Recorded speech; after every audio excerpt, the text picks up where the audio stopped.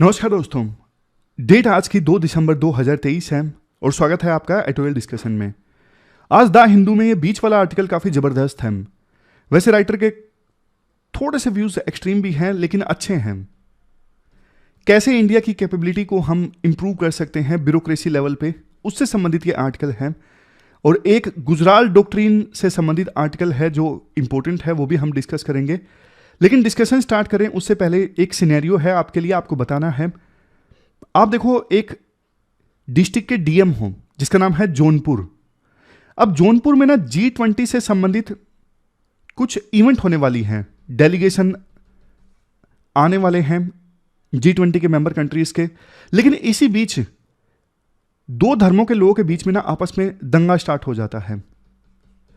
एक धर्म अपना कोई रिलीजियस प्रोसेशन निकालना चाहता था, रूट को लेके लड़ाई हो जाती है। ऑलरेडी टेंशंस थी दो धर्म के लोगों के बीच में, लेकिन इस चीज को लेके कि जुलूस कहां से निकलेगा, रिलीजियस प्रोसेशन कहां से निकलेगा, आर्गुमेंट हुआ और वो आर्गुमेंट वायलेंस में तब्दील हो गया। दोनों धर्मों के लोग एक दूसरे के प्लेसेस ऑफ वर्शिप पर अटैक करने लगे, आग जलाने लगे।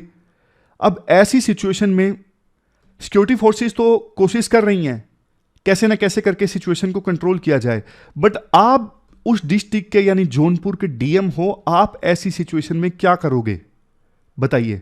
दंगे हो चुके हैं, सिक्योरिटी फोर्सेस कोशिश कर रही हैं रोकने की, स्टेबिलिटी स्टैब्लिश करने की। आप डीएम हो, G20 की कुछ मीटिंग्स होने वाली है डेलीगेशंस की, क्या करोगे आप बताइए कमेंट बॉक्स में। अब चलिए डिस्कशन स्टार्ट करते हैं। इसके बाद नेक्स्ट आर्टिकल इंडियन स्टेट की कैपेबिलिटी को इंक्रीज करने से संबंधित है। आप जीएस पेपर सेकंड के इस टॉपिक से आर्टिकल को रिलेट कर सकते हो। देखो, स्टार्टिंग में ना एक बहुत बड़े पैराडॉक्स के बारे में मैं आपको बताता हूं। महेश नाम का एक पर्सन है, वो रेस्टोरेंट ओपन करना चाहता है। उसे ना बहुत तरह की परमिशन और लाइसेंस लेने पड़ेंगे, जैसे फायर डिपार्टमेंट से, म्युनिसिपल डिपार्टमेंट से, पोल्यूशन डिपार्टमेंट से, फूड सेफ्टी डिपार्टमेंट से। इसके अलावा जीएसटी के लिए अलग से उसे जीएसटी नंबर लेना पड़ेगा। मतलब हमारे देश में कोई भी बिजनेस स्टार्ट करना है या फिर घर बनाना है, बहुत तरह के रूल्स एंड रेगुलेशंस को हमें फॉलो करना होता है। प्रोसेस बहुत कम्बरसम है, कॉम्प्लेक्स होती है। लेकिन देखो, पैराडॉक्स ये है, जहां इतने सारे रूल्स एंड रेगुलेशन को जनता को फॉलो करना होता है, ब्यूरोक्रेट्स यानी पब्लिक सर्वेंट्स हमारे देश में कम हैं। अब कायदे से इतने सारे रूल्स एंड रेगुलेशंस हैं, उनको इंप्लीमेंट करवाने के लिए, इन्फोर्स करवाने के लिए तो पब्लिक सर्वेंट्स की संख्या ज्यादा होनी चाहिए ना। लेकिन ऐसा नहीं है। कई बार तो देखो, राइटर कहते हैं पता भी नहीं होता। इवन जैसे एग्जांपल आपको देता हूं, एक ड्राइवर जो हर प्रकार के ट्रैफिक रूल्स को फॉलो करता है, उसको भी कई बार नहीं पता होता कि कौन सी सड़क पर वन वे है। कुछ कुछ नए रूल्स लोकल ट्रैफिक डिपार्टमेंट लेकर आ जाता है और जिसका खामियाजा इवन ड्यूटीफुल ड्राइवर्स को भी भुगतना पड़ता है। इसके बाद राइटर थोड़ा ना डेटा की सहायता से ये एक्सप्लेन करते हैं कि पब्लिक सर्वेंट्स हमारे देश में कितने कम हैं। G20 में जितने मेंबर कंट्रीज हैं ना, पर कैपिटा के हिसाब से देखें तो सबसे कम सिविल सर्वेंट्स हमारे देश में हैं। आप कंपेयर कर लीजिए इंडोनेशिया और चाइना के साथ। इंडोनेशिया और चाइना में टोटल एम्प्लॉयमेंट में जितनी पब्लिक एम्प्लॉयमेंट है ना, मतलब टोटल वहां पे जितने वर्कर्स हैं और उनमें से कितने सरकारी लोग हैं, इंडिया में संख्या आधी है। टोटल एम्प्लॉयमेंट में पब्लिक सेक्टर का शेयर बहुत कम है। और अगर यूके से हम कंपेयर करें तो इंडिया का आंकड़ा 1/3 मिलेगा। अगर यूके में 1 लाख जॉब में से 1000 जॉब सरकारी है ना, तो इंडिया में 1 लाख जॉब्स में से सिर्फ 333 जॉब्स सरकारी हैं। और कंपैरिजन के हिसाब से चाइना और इंडोनेशिया में 1 लाख में से 666 जॉब जो हैं वो सरकारी हैं। अगर इंडिया में 10 लाख लोगों के पीछे सिर्फ 1600 सेंट्रल गवर्नमेंट के पर्सनल है ना, तो यूएस में 10 लाख लोगों के पीछे 7500 सेंट्रल गवर्नमेंट के एम्प्लॉइज हैं। इवन देखो, अगर आप दूसरे डेवलपिंग कंट्रीज से भी कंपेयर करोगे ना, इंडिया में आपको पर कैपिटा कम डॉक्टर मिलेंगे, पर कैपिटा कम टीचर मिलेंगे, पर कैपिटा कम टाउन प्लानर मिलेंगे, पुलिस, जज, fire fighter, inspector for food and drugs and regulators, सबकी संख्या कम है पर कैपिटा के हिसाब से। मतलब जितने होने चाहिए ये सारे लोग उतने हमारे देश में नहीं है। इसी वजह से टैक्स टू जीडीपी भी कम है। और पब्लिक एक्सपेंडिचर भी सरकार कम करती है, मतलब सरकार को जितना खर्चा करना चाहिए जनता के लिए उसके कंपैरिजन में सरकार कम खर्चा करती है। इसके बाद राइटर इवन कैपेबिलिटी का पॉइंट भी रेज करते हैं। हमारे देश में ना सरकार कई बार छोटी से छोटी सर्विस भी नहीं प्रोवाइड कर पाती, आउटसोर्स कर देती है। मतलब छोटी से छोटी चीज का काम ना प्राइवेट सेक्टर को दे दिया जाता है कि आप करिए, आप ज्यादा एफिशिएंटली करोगे, हमसे नहीं हो पा रहा है। जैसे आपको एग्जांपल देता हूं, पासपोर्ट ऑफिस पहले सरकार संभाला करती थी, लेकिन बहुत करप्शन हुआ करता था, पासपोर्ट मिलने में बहुत समय लग जाता था। आज के समय में टीसीएस संभालती है पासपोर्ट का सारा काम, मतलब लास्ट में पुलिस वेरिफिकेशन तो सरकार ही करती है।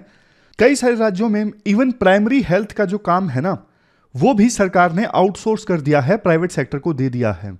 गांव गांव में प्राइमरी हेल्थ का काम। तो सरकार की जो कैपेबिलिटी है ना, उस पर क्वेश्चन उठते हैं। अब एक डिबेट चलती है। कुछ लोग ऐसे हैं जो इंक्लूसिव डेवलपमेंट की बात करते हैं, वो बोलते हैं सरकार ज्यादा खर्च करे हेल्थ पर, एजुकेशन पर, सोशल सिक्योरिटी पर, स्कीम्स ज्यादा चलाए गरीब जनता की भलाई के लिए। लेकिन ना दूसरे एक्सपर्ट्स ये बोलते हैं, अरे सरकार स्कीम चलाएगी जनता की भलाई के लिए तो क्या होगा, करप्शन हो जाएगा, ब्यूरोक्रेट्स पैसे खा जाएंगे, सरकार के पास कैपेबिलिटी नहीं है, ऑलरेडी इतनी सारी स्कीम्स सरकार ने चलाई थी, आज तक कोई रिजल्ट नहीं निकला और स्कीम्स चलाने का फायदा नहीं है। इवन राजीव गांधी भी कह के गए थे 100 रुपए हम भेजते हैं यहां से, बहुत कम पहुंचते हैं जनता के पास में, तो स्कीम्स चलाने का क्या फायदा। ये डिबेट चलती है।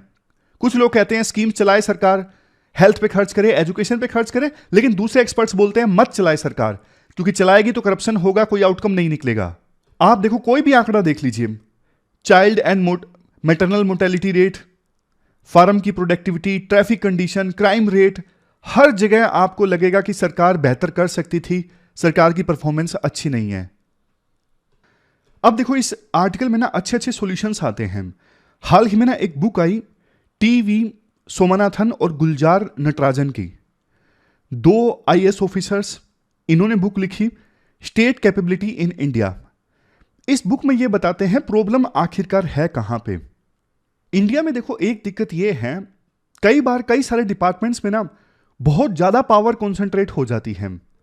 मतलब सेम ही डिपार्टमेंट पॉलिसी फॉर्मुलेट कर रहा है और सेम ही डिपार्टमेंट पॉलिसी को इंप्लीमेंट कर रहा है। अब देखो सेम डिपार्टमेंट ने पॉलिसी इंप्लीमेंट की, वो क्या करेगा, उसी ने पॉलिसी बनाई है, तो इंप्लीमेंटेशन में अगर प्रॉब्लम भी आएगी ना, तो डिपार्टमेंट जनता के सामने बताएगा नहीं, क्योंकि सारी जिम्मेदारी उन्हीं के सामने थी, पॉलिसी को फॉर्मुलेट करना भी, इंप्लीमेंट करना भी। तो डिपार्टमेंट की गलतियां कभी जनता के सामने नहीं आएगी, अकाउंटेबिलिटी कभी उस डिपार्टमेंट की फिक्स नहीं होगी। लेकिन आप एक और एग्जांपल देखिए, मिनिस्ट्री ऑफ ट्रांसपोर्ट है यूनियन लेवल पे, अब मिनिस्ट्री ऑफ ट्रांसपोर्ट को लीड कर रहे हैं नितिन गडकरी। मिनिस्ट्रियल लेवल पे डिसाइड हो गया कि ये हाईवे हम बनाते हैं, फॉर एग्जांपल दिल्ली से मुंबई तक का मिनिस्ट्री लेवल पे डिसीजन ले लिया गया, पॉलिसी बना दी गई कि हाईवे बनाना है। उसके बाद काम है अब national highway authority of India का, इस चीज को इंप्लीमेंट करना, ये हाईवे अच्छे से बनवाना। पॉलिसी अलग लेवल पे बनी, इंप्लीमेंटेशन अलग लेवल पे बना। कोई दिक्कत भी आएगी ना इंप्लीमेंटेशन में, तो मिनिस्ट्री जो है national highway authority of India की अकाउंटेबिलिटी फिक्स करेगी कि हमने आपको काम दिया था, आपने क्यों नहीं किया टाइम पे, आपने करप्शन क्यों किया। यह चीज काम कर रही है। क्यों काम कर रही है? क्योंकि पॉलिसी बनाने वाले अलग लोग हैं, इंप्लीमेंट करने वाले अलग लोग हैं। इवन दूसरे देशों में भी ऐसे ही है, ऑस्ट्रेलिया में, मलेशिया में, यूके में, यहां पे पॉलिसी मेकिंग का काम अलग ऑफिसर्स करते हैं, अलग डिपार्टमेंट करता है, और इंप्लीमेंटेशन अलग डिपार्टमेंट के पास में है, अलग ऑफिसर्स के पास में है। इससे क्या होता है, चेक्स एंड बैलेंस आते हैं। बट हमारे देश में पूरी तरह से यह चीज इंप्लीमेंट नहीं है। इसी वजह से कई बार करप्शन काफी ज्यादा होता है, डिले होता है, कॉस्ट इंक्रीज हो जाती है तो भी मिनिस्ट्री छुपा लेती है, क्योंकि उसी की वजह से कॉस्ट इंक्रीज हुई है, वो जनता के सामने लाती नहीं है। अदरवाइज तो देखो, national highway authority of India cost increase करेगी तो मिनिस्ट्री पूछेगी ना कि आपने कॉस्ट क्यों इंक्रीज करी। लेकिन अगर सेम डिपार्टमेंट सारे काम करेगा तो वो छुपा लेगा चीजों को, गलतियों को बाहर ही नहीं आने देगा। फिर राइटर एक चीज ये सजेस्ट करते हैं, जो फ्रंटलाइन वर्कर्स है ना, मतलब फ्रंटलाइन वर्कर्स का मतलब वो वर्कर नहीं जो ग्राउंड लेवल पे काम करते हैं, जैसे इस केस में national highway authority of India जो इंप्लीमेंट करते हैं, उनको आप थोड़ी सी पावर दो, उनको आप फाइनेंशियल पावर दो, उनको आप एडमिनिस्ट्रेटिव पावर दो, ताकि ये इंप्लीमेंट करने वाले लोग भी प्रोजेक्ट का जो ऑब्जेक्टिव है उसे अचीव कर सकें इनोवेशन के साथ में। फिर नेक्स्ट पॉइंट ये आता है, देखो जो टॉप पॉलिसी मेकर्स है ना, उनके पास में ना लेटेस्ट टेक्नोक्रेटिक स्किल्स नहीं होती। इसका सबसे बढ़िया एग्जांपल है, देखो जैसे बिग डेटा है, आर्टिफिशियल इंटेलिजेंस है, इनसे संबंधित अब कानून बनाने हैं, तो आपको लगता नहीं कि मिनिस्टर्स, इवन सीनियर ब्यूरोक्रेट्स को भी इन टेक्नोलॉजीज के बारे में ज्यादा नहीं पता होता कि कैसे कानून बनाए जाएं, क्या क्या रिपरकशंस हो सकती हैं। तो सरकार कई बार क्या करती है, सरकार ना कंसल्टेंसी फर्म को हायर करती है। जैसे इंडियन एक्सप्रेस की एक न्यूज थी कि सेंट्रल गवर्नमेंट ने ना 500 करोड़ रुपए कंसल्टेंसी में दे दिए कुछ फर्म्स को, जिनके नाम भी दिए गए हैं, जैसे प्राइस वाटर हाउस कूपर्स, ये सारे नाम हैं, मैकिन्से। इनसे ना सरकार ने राय ली थी, कंसल्ट किया था कि कैसे कानून बनाने चाहिए, कैसे सरकार चलाई जाए। देखो ये चीज तो सच है, आपको पता है इतनी नई नई चीजें आ रही हैं, नई नई टेक्नोलॉजीज आ रही हैं, नए नए युद्ध हो रहे हैं, तो सरकार को कई बार समझ में नहीं आता कि कैसी पॉलिसी बनाएं, कैसे कानून बनाए जाएं। उनके पास, उनको अपनी जनता के लिए भी टाइम देना है, अपनी कॉन्स्टिट्यूएंसी में भी टाइम देना है। तो ना राइटर कहते हैं बजाय इसके कि कंसल्टेंसी फर्म से हायर किया जाए टेम्परेरी बेसिस पे, सारे डिपार्टमेंट तो करते भी नहीं होंगे कंसल्टेंसी फर्म से कंसल्ट, हमें ना आवश्यकता है एक्सपर्ट्स की सरकार के अंदर। हमें टेक्नोक्रेट्स की आवश्यकता है, जैसे नंदन नीलंकनी आए, वो बहुत सारी अच्छी अच्छी चीजें लेके आए, टेक्नोक्रेट थे। तो ऐसे ही टेक्नोक्रेट्स ना सरकार में काम करने के लिए आते रहने चाहिए, लेटरल एंट्री से मिड लेवल पे आते रहने चाहिए। मिड लेवल पे वो आते रहेंगे, अपना एक्सपीरियंस लेके आएंगे, नई नई चीजों के बारे में अपना तजुर्बा लेके आएंगे, तो बेहतर पॉलिसीज बनेंगी। समझ गए? ये देखो यही पॉइंट है कि मिड लेवल पे और सीनियर लेवल पे ना आते रहने चाहिए लेटरल एंट्री के थ्रू ऑफिसर्स। और इवन देखो जो आईआरएस ऑफिसर हैं, इंडियन इकोनॉमी के ऑफिसर्स हैं, अगर इनके अंदर टैलेंट है ना, तो इनको भी मौका मिलना चाहिए बड़े पदों पर काम करने के लिए। ऐसा नहीं होना चाहिए कि कुछ पोस्ट सिर्फ आईएएस के लिए रिजर्व्ड हो। दूसरी सर्विस के भी कुछ बेहतर ऑफिसर्स हैं, उनके पास टैलेंट है, तो उनको भी मौका मिलना चाहिए। फिर राइटर कहते हैं सब्जेक्ट स्पेसिफिक ट्रेनिंग मिलनी चाहिए आईएएस ऑफिसर्स को। मिशन कर्मयोगी में यह प्रोविजन भी है, लेकिन इंप्लीमेंटेशन अभी तक ज्यादा अच्छे से नहीं हुआ है मिशन कर्मयोगी का।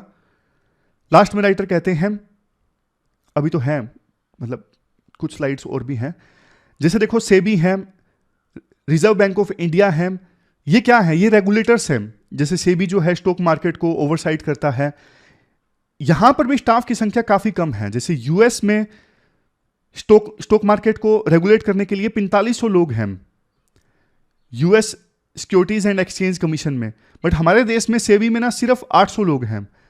हमारे देश में आरबीआई में 7000 लोग काम करते हैं, लेकिन यूएसए के सेंट्रल बैंक में ना 22000 लोग काम करते हैं।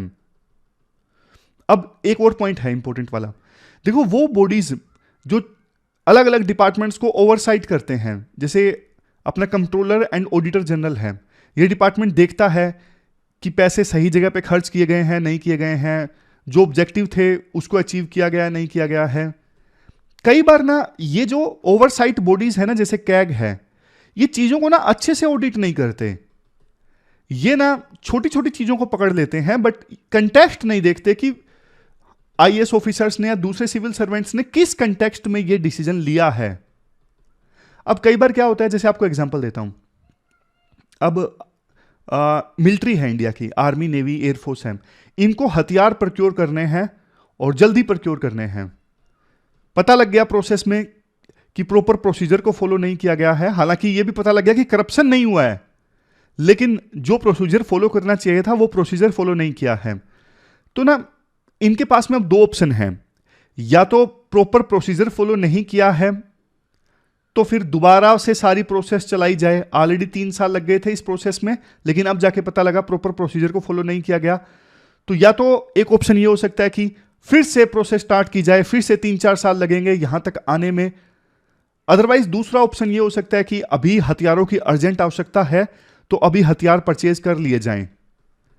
लेकिन कैग जब ऑडिट करेगी ना, कैग ये चीज नहीं देखेगी कि क्यों डिसीजन लिया गया, हथियारों को क्यों प्रोक्योर किया गया, क्योंकि अर्जेंट आवश्यकता थी। कैग इस चीज को इग्नोर कर देगी, लेकिन इस चीज पे फोकस करेगी कि प्रोसीजर को फॉलो नहीं किया गया। तो पॉइंट यहां पर यही है, ये जो ओवरसाइट वाली बॉडीज है ना, जैसे सेंट्रल विजिलेंस कमीशन है, सीबीआई है या फिर कैग है, ये कंटेक्स्ट को इग्नोर कर देते हैं कि ब्यूरोक्रेट ने किस कंटेक्स्ट में डिसीजन लिया। कंटेक्स्ट को आप इग्नोर कर दोगे, फिर डिसीजन आपको लगेगा कि सही नहीं था, लेकिन सर्कमस्टांसिस के हिसाब से सिचुएशन देखोगे तो वो डिसीजन आपको सही मिलेगा। तो इस वजह से ना इन बॉडीज के डर से ना ब्यूरोक्रेट्स बहुत बार ना डिसीजन लेते ही नहीं है। इससे सरकार में बहुत नुकसान हो जाता है। उनको लगता है कि यार गलत डिसीजन लेने से क्या फायदा, बाद में जस्टिफाई करना मुश्किल हो जाएगा, हमारे खिलाफ बिना काम की जांच बैठ जाएगी, ऐसा लगेगा कि हमने करप्शन किया है। इसलिए ना ब्यूरोक्रेट्स अच्छे डिसीजन कभी नहीं लेते, वो सिर्फ अपनी स्किन बचाने की कोशिश करते हैं। बस हमारा नाम ना आ जाए, चाहे सरकार को 10,000 करोड़ का नुकसान हो जाए, हमें कोई फर्क नहीं पड़ता, सिर्फ हमारा नाम नहीं आना चाहिए इस चीज में। इस सोच के साथ ब्यूरोक्रेट्स चलते हैं और सरकार को भारी नुकसान हो जाता है।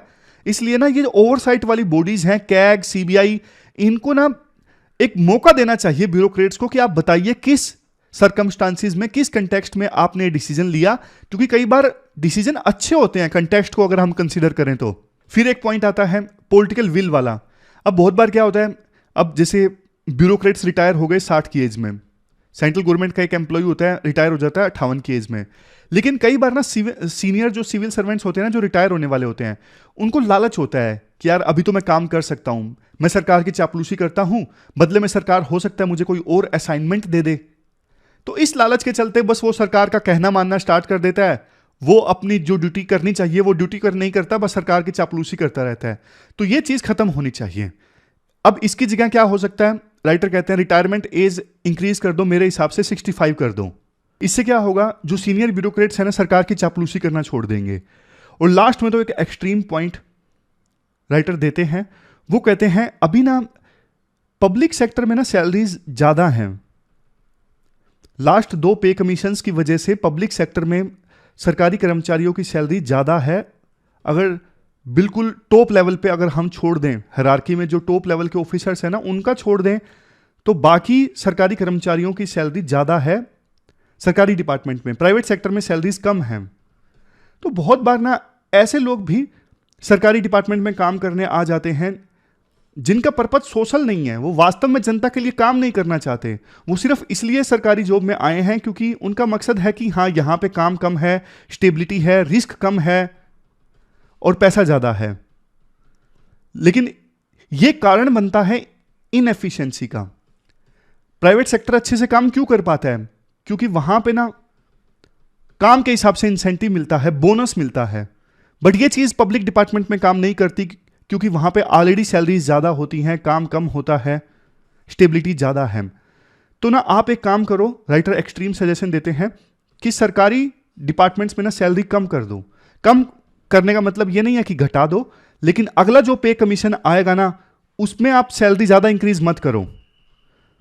इससे क्या होगा, इससे क्या होगा कि सिर्फ अच्छे लोग आए, मतलब अगर सरकार में सैलरी कम मिलेगी ना तो सिर्फ जिनका मकसद है सरकार में काम करने का वही लोग सरकार में काम करने के लिए आएंगे, सैलरी की इच्छा से नहीं आएंगे।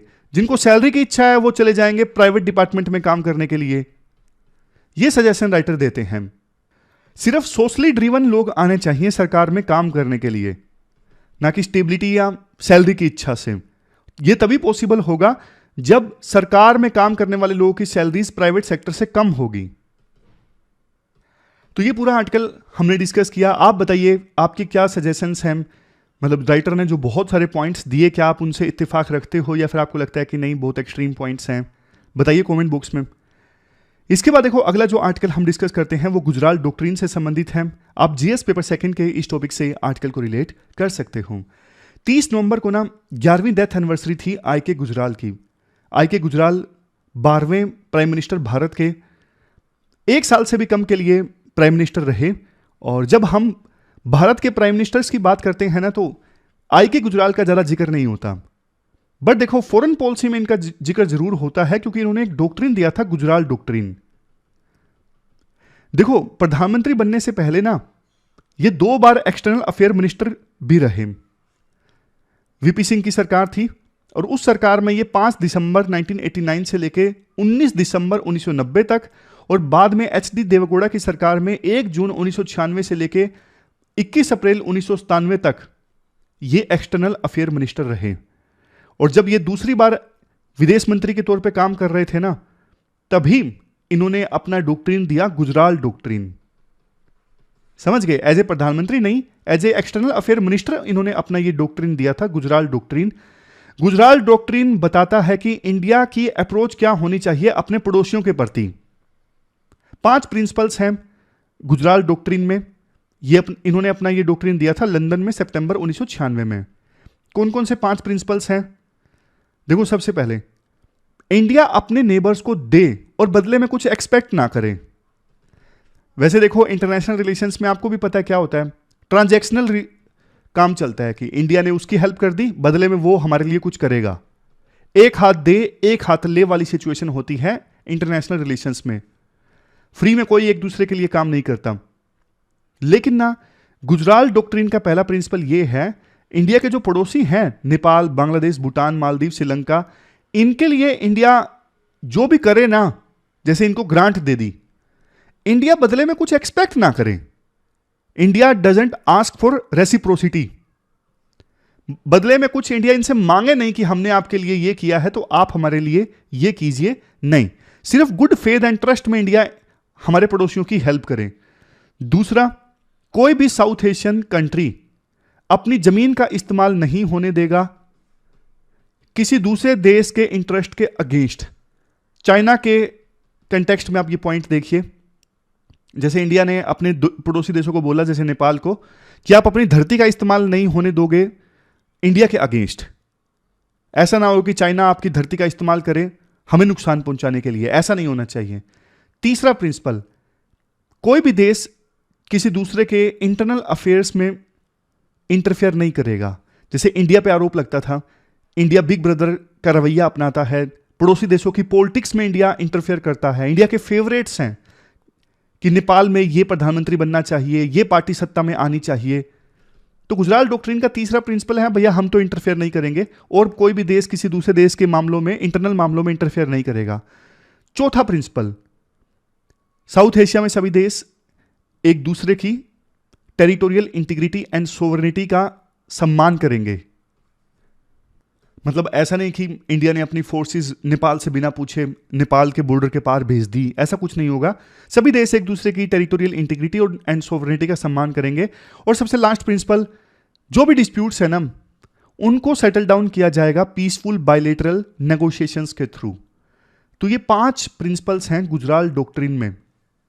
अब देखो, एक चीज यहां पे, पहला जो प्रिंसिपल है ना, कि इंडिया अपने पड़ोसी देशों को सिर्फ देगा, बदले में कुछ एक्सपेक्ट नहीं करेगा, इस प्रिंसिपल में ना गुजराल ने पाकिस्तान को इंक्लूड नहीं किया था। यह बात गुजराल ने बोली सिर्फ बाकी देशों के लिए, पाकिस्तान को छोड़कर। गुजराल डॉक्ट्रिन देखो इसलिए दिया गया था क्योंकि आप ज्योग्राफी भी देखोगे ना, इंडिया इतना बड़ा पॉपुलेशन वाला देश, साइज भी इंडिया का बहुत बड़ा, तो बाकी पड़ोसी देश ना, उनमें एक इंफीरियोरिटी कम्प्लेक्स था कि यार इंडिया तो बिग ब्रदर का रवैया अपना रहा है, इंडिया डोमिनेट कर रहा है हमारे ऊपर अपने साइज की वजह से, अपनी पॉपुलेशन की वजह से। तो ये डर हटाना जरूरी था पड़ोसी देशों में। इसी डर को हटाने के लिए ये डॉक्ट्रिन आया था, गुजराल डॉक्ट्रिन, ताकि एक ट्रस्ट पैदा हो पड़ोसी देशों के साथ में। गुजराल ने बोला कि दूसरे देशों के इंटरनल अफेयर्स के ऊपर बोलने की कोई जरूरत नहीं है और डायलॉग चलते रहना चाहिए। वैसे देखो, गुजराल ने पाकिस्तान का नाम नहीं लिया, लेकिन इंप्लीमेंट वैसे ये डॉक्ट्रिन पाकिस्तान के कंटेक्स्ट में भी किया था। जैसे उस समय पाकिस्तान के लिए भारत ने बहुत कुछ किया, ट्रैवल रिस्ट्रिक्शंस हटा दिए गए अपने आप से, जबकि पाकिस्तान ने ऐसा नहीं किया। पाकिस्तानी टूरिस्ट को इजाज़त दी गई इंडिया विजिट करने के लिए ग्रुप्स में। पाकिस्तानी बिजनेसमैन के लिए ट्रैवल करना और आसान बना दिया। यानी बहुत सारी चीज़ें उस समय इंडिया ने पाकिस्तान के लिए भी की और पाकिस्तान के साथ भी डायलॉग चालू रखा। इसके बाद राइटर कहते हैं, देखो गुजराल डॉक्ट्रिन देखने को मिला बांग्लादेश, नेपाल, श्रीलंका, इन सब देशों के साथ रिश्ते सुधारने में। जैसे एग्जाम्पल के तौर पर 1977 में ना वाटर शेयरिंग एग्रीमेंट साइन हुआ था इंडिया और बांग्लादेश के बीच। बाद में लैप्स हो गया, इसे रिन्यू करना था, लेकिन रिन्यू हो नहीं पा रहा था, एक्सटेंड किया जा रहा था बार बार। लेकिन 30 साल बाद 12 दिसंबर 1996 को यह एग्रीमेंट फिर से साइन किया गया इंडिया और बांग्लादेश के बीच में। इस एग्रीमेंट से पहले गुजराल डॉक्ट्रिन आया था और उससे एक ट्रस्ट का वातावरण बना और यह एग्रीमेंट साइन हो उसका। एग्रीमेंट के तहत ही भूटान से कंसेंट ली गई कि एक नहर हम बना देते हैं अलग से, जिसकी सहायता से बांग्लादेश की रिवर से पानी आएगा गंगा में, और गंगा में पानी का लेवल जो कम हो रहा था उसे इंक्रीज किया जा सकता है। तो इसके लिए भूटान की सहमति ले ली गई। नेपाल को कैसे शांत किया गया इस डॉक्ट्रिन के बाद? नेपाल को बोला गया कि हम कंट्रोवर्शियल महाकाली ट्रीटी जो है नेपाल के साथ में उसे रिवाइज करने के लिए तैयार हैं। तो नेपाल ने इस चीज़ को काफ़ी अच्छा माना था कि हाँ, अब इंडिया सही में अच्छी इंटेंशंस के साथ हमसे दोस्ती मेंटेन करना चाहता है। इसके बाद राइटर बोलते हैं, इंडिया चाहता तो अपने पड़ोसी देशों से फेवर मांग सकता था बदले में। जैसे बांग्लादेश का एग्जांपल लीजिए, हमने बांग्लादेश के साथ रिवर के पानी के बंटवारे को लेकर एग्रीमेंट साइन किया। हम बोल सकते थे कि नॉर्थ ईस्ट में जाने के लिए आप हमें कॉरिडोर प्रोवाइड कीजिए, ताकि रास्ता छोटा हो सके वेस्ट बंगाल से नॉर्थ ईस्ट में अगर जाना हो तो। लेकिन इंडिया ने नहीं मांगा एक्सेस बांग्लादेश से कि आप हमें अपनी टेरिटरी का एक्सेस दीजिए नॉर्थ ईस्ट को एक्सेस करने के लिए। बाद में देखो, हमारे जो प्रधानमंत्री आए, जैसे अटल बिहारी वाजपेयी, मनमोहन सिंह, इवन नरेंद्र मोदी, सबने कहीं ना कहीं अलग अलग जगहों पर गुजराल डॉक्ट्रिन का इस्तेमाल किया है। माले में 1997 में गुजराल की उस समय के पाकिस्तान के प्रधानमंत्री नवाज शरीफ से बात हुई थी, तो उन्होंने एक चीज बोली, गुफ्तगू बंद ना हो, बात से बात चले। मतलब बातचीत बंद नहीं होनी चाहिए, डायलॉग को लगातार कंटिन्यू रखने के पक्ष में थे। क्रिटिसिज्म भी होता है गुजराल डॉक्ट्रिन का। क्रिटिसिज्म देखो इसलिए होता है कि कई बार ना कुछ लोग बोलते हैं कि वो ना ब्यूरोक्रेट्स को और फॉरेन अफेयर की जो ब्यूरोक्रेसी है ना, उन्हें कन्विंस नहीं करवा सके कि हाँ, ये डॉक्ट्रिन अच्छा है, इसे इंप्लीमेंट करने की आवश्यकता है, इससे फायदा होगा। इसलिए पूरे दिल से इस डॉक्ट्रिन को कभी इंप्लीमेंट नहीं किया जा सका। दूसरा आरोप ये लगता है कि वो पाकिस्तान के ऊपर बहुत सॉफ्ट थे, इसी वजह से उन्होंने इंडिया को वल्नरेबल छोड़ दिया, और जिसका खामियाजा बाद में हमें भुगतना पड़ा। बहुत सारे टेरर अटैक्स हुए। पाकिस्तान में इस डॉक्ट्रिन को इस प्रकार से लिया गया कि इंडिया पाकिस्तान को आइसोलेट करने की कोशिश कर रहा है और बाकी पड़ोसी देशों के साथ में रिश्ते मजबूत कर रहा है। तो गुजराल डॉक्ट्रिन तो देखो इतना ही है। बाद में एक दो किस्से बताए जाते हैं गुजराल के बारे में। जैसे एक बार ना उन्होंने ब्रिटेन को बोल दिया था, ये कुछ नहीं है, ब्रिटेन जो है एक थर्ड रेट पावर है, मतलब तीसरे दर्जे का देश है, जो अपनी दुनिया में गुम है, धोखे में जी रहा है कि हाँ भाई हमारी पास्ट में ग्लोरी थी। ये बात उन्होंने तब बोली थी ब्रिटेन के बारे में। ब्रिटेन के एक मिनिस्टर ने ना एक बार ये ऑफर दिया था कि इंडिया पाकिस्तान के बीच में हम मीडिएट करवा सकते हैं कश्मीर इशू को लेके। इंडिया देखो कभी कश्मीर को इशू नहीं मानता। इंडिया कहता है कि टेररिज्म एक इशू है, Kashmir is not an issue because Kashmir is part of India. तो जब इन्होंने ब्रिटेन के मिनिस्टर ने ये स्टेटमेंट दी, फॉरेन मिनिस्टर ने, रॉबर्ट कुक ने, तो सुना दी थी आई.के. गुजराल ने। बोला था कि ब्रिटेन जो है वो तीसरे दर्जे का देश है, थर्ड रेट पावर है, जो भूलेखे में जी रहा है, अपनी पास्ट ग्लोरी में कभी हम महान हुआ करते थे। तो ये पूरा आर्टिकल हमने गुजराल डॉक्ट्रिन से संबंधित डिस्कस किया। यूपीएससी इस पे सीधा सीधा क्वेश्चन भी पूछ सकती है, तो इसलिए एक बार आप क्वेश्चंस देख लीजिए। ये दो क्वेश्चंस आपको अटेम्प्ट करने हैं। पहला तो देखो गुजराल डॉक्ट्रिन से संबंधित है, और दूसरा क्वेश्चन पैराडॉक्स, जो जिसके बारे में मैंने आपको बताया था कि वैसे देखो इंडिया के स्टेट की जो ब्यूरोक्रेसी है वो ओवरसाइज्ड है, लेकिन कैपेबिलिटी काफ़ी कम है। तो इसके बारे में आपको बताना है क्या रिफॉर्म्स की आवश्यकता है। दोनों क्वेश्चंस का आंसर आपको देना है 250 वर्ड्स में, और pwonlyas.com पे जाके आप क्वेश्चन का आंसर जरूर दीजिए। दूसरों के आंसर्स पे कमेंट कीजिए, वहाँ पे मॉडल आंसर देखिए। थोड़ा थोड़ा इम्प्रूवमेंट आपके लिए बहुत बेनिफिशियल होगा लॉन्ग टर्म में। तो ये थी हमारी आज की डिस्कशन। कैसे लगी आपको डिस्कशन, आप कमेंट बॉक्स में बताइए। एक नई डिस्कशन के साथ हम मिलते हैं मंडे को। अभी के लिए इस डिस्कशन में इतना ही। Thank you very much for discussion.